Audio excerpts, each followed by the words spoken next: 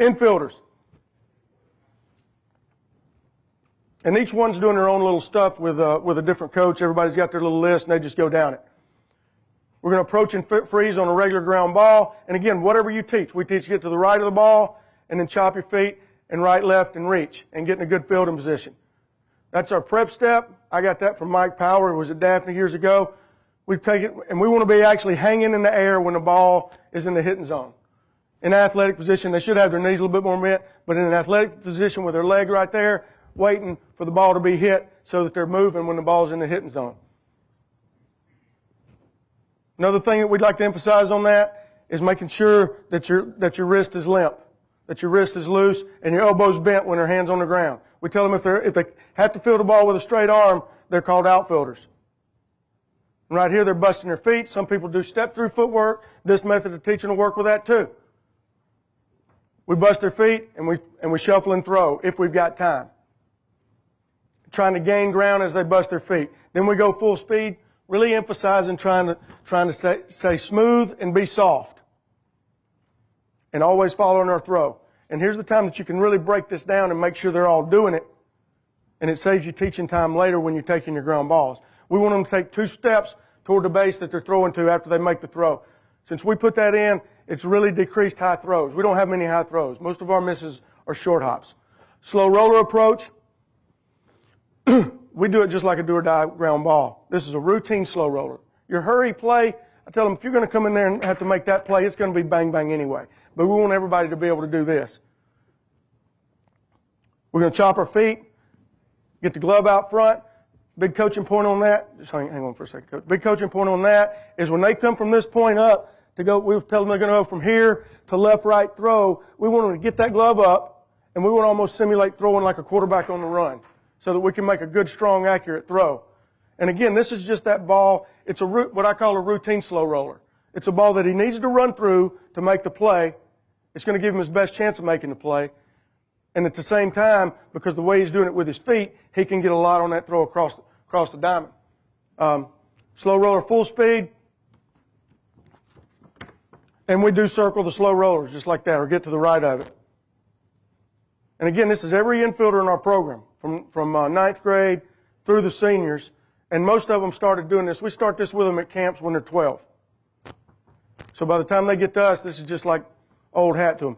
Our backhand, and this right here is not your great backhand play where you're going to the right.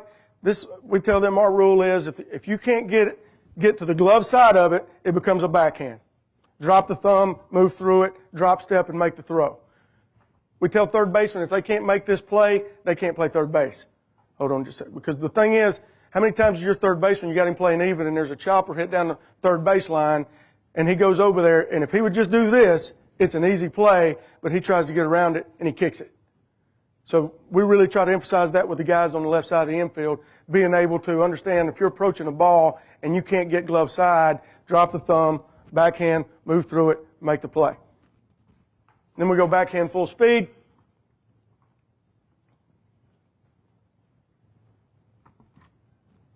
Where we've really focused on the footwork, break it down. One of the things we try to emphasize is moving through the backhand with their fingers underneath the ball. Don't try to pick the backhand. Actually move through it. If they'll move through it, the ball's going to stick. If they give with it, that's when the ball flies out the back.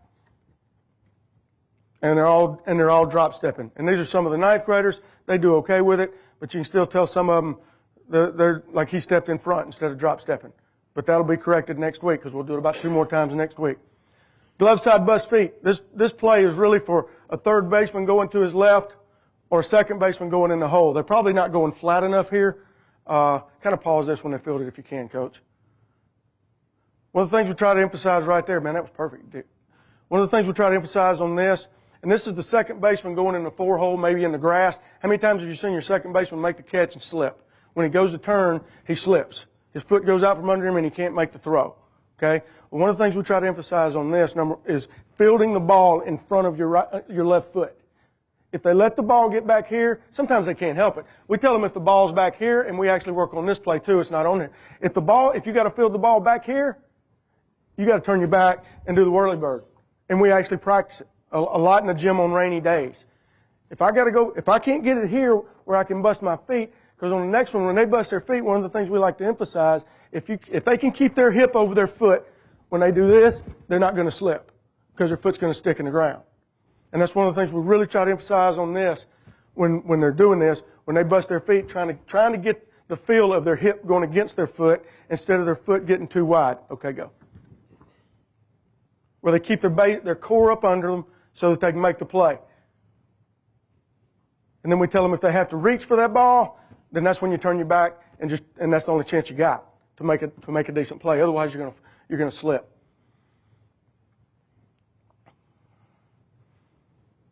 Like that's a first baseman, and he can actually simulate an athlete there because he ain't having to really catch it. And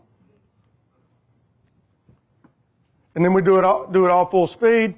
And another thing that we try to tell them to do, through this stuff, we're giving them like a toolbox. And when the ground ball's hit, it's their play. Show off, have fun with it, but pick the right tool to make the play with. Because we're giving you all these ways of fielding ground balls. Now, when that ball's hit and you're reading the hops, you set it up, and then you do the proper footwork because you've been taught. And trust your training, and just go make plays. But focus on the fact that it's your play, it's nobody else's. The ball doesn't dictate it, you do. And I think with that approach, it's greatly reduced our errors, having them take responsibility for, hey, this is my play, I got to set it up, I got to decide whether it's a backhand, and they learn how to do that through reps.